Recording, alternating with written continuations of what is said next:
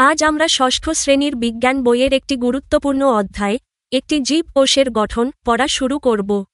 জীবের সবচেয়ে ছোট একক হল কোষ। এই ক্ষুদ্র কোষের ভেতরে কি কি অংশ থাকে এবং সেগুলোর কাজ কি, সেটাই আমরা সহজ ভাষায় জানব। বইয়ের 23 নম্বর পৃষ্ঠা খুলো, শুনবে এবং বইয়ের পাতায় চোখ রাখবে। পাঠ 3, 4, 5, 6। একটি জীব কোষের গঠন। একটি জীব কোষ এতই ছোট যে তা খালি চোখে দেখা যায় না। তাই বলে মানুষ কিন্তু বসে নেই। অণুবীক্ষণ যন্ত্রের সাহায্যে এই কোষ বেশ ভালোভাবে দেখা যায়। বর্তমানে ইলেকট্রন অণুবীক্ষণ যন্ত্র দিয়ে কোষের সূক্ষ্ম অংশগুলোও ভালো দেখা যাচ্ছে। এর ফলে কোষে অনেকগুলো অঙ্গাণু আবিষ্কৃত হয়েছে। এবার কোষের প্রধান প্রধান অংশগুলো নিয়ে আলোচনা করা যাক। ক. কোষপ্রাচীর। শুধু উদ্ভিদ কোষে কোষপ্রাচীর দেখা যায়। প্রাণী কোষে কোনো কোষপ্রাচীর নেই। এটি জড় পদার্থের তৈরি।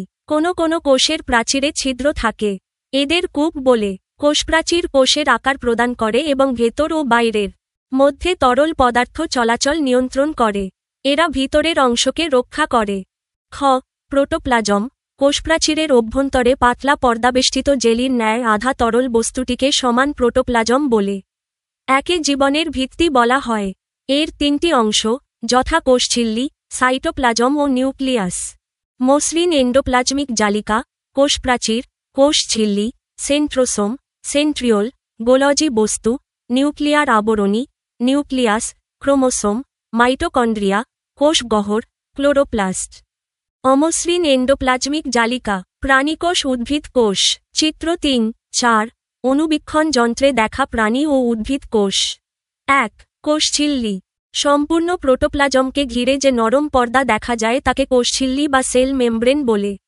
এটি কোষের ভেতর ও বাইরের মধ্যে পানি, খনিজ পদার্থ ও গ্যাসের চলাচল নিয়ন্ত্রণ করে। 2. সাইটোপ্লাজম।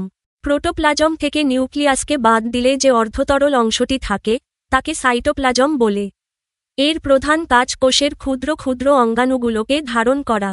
কিছু শারীরবৃত্তীয় কাজ এখানে সম্পন্ন হয়, যেমন সালোক সংশ্লেষণ। সাইটোপ্লাজমে দেখা যায় এমন কয়েকটি অঙ্গাণুর পরিচিতি নিম্নে দেওয়া হল। ক. প্লাস্টিড। এগুলোকে বর্ণাধারও বলে। সাধারণত প্রাণী কোষে প্লাস্টিড থাকে না। প্লাস্টিড উদ্ভিদ কোষের প্রধান বৈশিষ্ট্য। পাতা, ফুল বা ফলের যে বিচিত্র রং আমরা দেখি তা সবই এই প্লাস্টিডের কারণে। সবুজ প্লাস্টিড প্রধানত খাদ্য তৈরিতে সাহায্য করে। অন্যান্য রঙের প্লাস্টিডগুলো উদ্ভিদের বিভিন্ন অঙ্গকে রঙিন করে আকর্ষণীয় করে তোলে। বর্ণহীন প্লাস্টিড খাদ্য সঞ্চয় করে।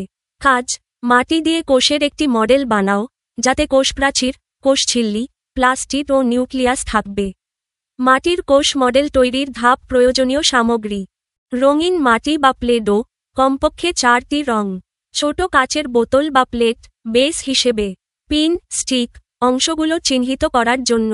কাগজ ও কলম, লেবেল লিখতে। ধাপসমূহ: কোষের আকার তৈরি করো। মাটির একটি বড় অংশ নাও। উদ্ভিদ কোষের জন্য আয়তাকার বা বহুভুজ আকার বানাও। এটি হবে কোষপ্রাচীর, সেল ওয়াল। কোষঝিল্লি বানানো: কোষপ্রাচীরের ভিতরে পাতলা মাটি দিয়ে আরেকটি স্তর বানাও। এটিকে কোষঝিল্লি, সেল মেমব্রেন হিসেবে চিহ্নিত করো।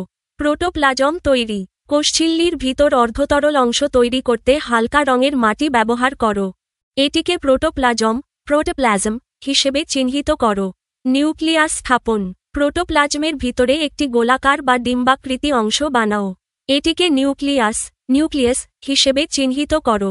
প্লাস্টিড যোগ করা: উদ্ভিদ কোষের জন্য সবুজ বা অন্য রঙের ছোট ছোট গোলাকার অংশ তৈরি করো। এগুলো হবে প্লাস্টিড, প্লাস্টিডস। লেবেল তৈরি: ছোট স্টিক বা পিন ব্যবহার করে কোষপ্রাচীর, কোষঝিল্লি, প্রোটোপ্লাজম, নিউক্লিয়াস এবং প্লাস্টিডের নাম লিখে বসাও। টিপস: রং আলাদা রাখলে মডেলটি আরও সুন্দর ও বুঝতে সহজ হবে। প্লাস্টিডের সংখ্যা 2-3টি ছোট অংশের মতো দেখাতে পারো। মডেলকে প্লেট বা বোতলের মধ্যে স্থাপন করলে স্থির থাকবে। খ. কোষগহ্বর। পেঁয়াজের কোষ পরীক্ষা করে দেখো। দেখবে যে কোষের মধ্যে বৃহৎ একটি ফাঁকা জায়গা রয়েছে। এটাকে কোষগহ্বর বলে। নতুন কোষের গহ্বর ক্ষুদ্র বা অনুপস্থিত থাকতে পারে, কিন্তু একটি পরিণত উদ্ভিদ কোষে এ গহ্বরটি বেশ বড়। উদ্ভিদ কোষে অবশ্যই গহ্বর থাকবে। একটি প্রাণী কোষে সাধারণত কোষগহ্বর থাকে না। তবে যদি থাকে তাহলে সেটি হবে ছোট। কোষগহ্বরে যে রস থাকে তাকে কোষরস বলে। কোষগহ্বর উদ্ভিদ কোষের একটি গুরুত্বপূর্ণ বৈশিষ্ট্য। কোষগহ্বর কোষরসের আধার হিসেবে কাজ করে। ইহা ছাড়া কোষের উপর কোনো চাপ এলে তাও নিয়ন্ত্রণ করে। মাইটোকন্ড্রিয়া একে কোষের শক্তি উৎপাদন কেন্দ্র বলা হয়, কারণ এই অঙ্গাণুর অভ্যন্তরে শক্তি উৎপাদনের প্রায় সকল বিক্রিয়া ঘটে থাকে। এরা দণ্ডাকার, বৃত্তাকার বা তারকাকার হতে পারে। এরা 2 স্তর বিশিষ্ট ঝিল্লি দিয়ে আবৃত থাকে। বাইরের স্তর মসৃণ কিন্তু ভিতরের স্তরটি ভাঁজযুক্ত। মাইটোকন্ড্রিয়ার প্রধান কাজ শ্বসন প্রক্রিয়ায় সাহায্য করে শক্তি উৎপাদন করা, তাই মাইটোকন্ড্রিয়াকে কোষের শক্তির আধার বলে। আপনারা আমাদের ভুলগুলো কমেন্টে জানাতে পারেন। যদি উপকৃত হন তবে সাবস্ক্রাইব করুন, ভিডিওটি শেয়ার করুন এবং বন্ধুদের সঙ্গে জানিয়ে দিন। আমাদের আয়োজন এমনভাবে পরিকল্পনা করা হয়েছে যাতে শিক্ষার্থীরা কোনো গাইড বই ছাড়াই নিজস্বভাবে আনন্দের সঙ্গে শিখতে পারে এবং জ্ঞান অর্জন করতে পারে। ধন্যবাদ।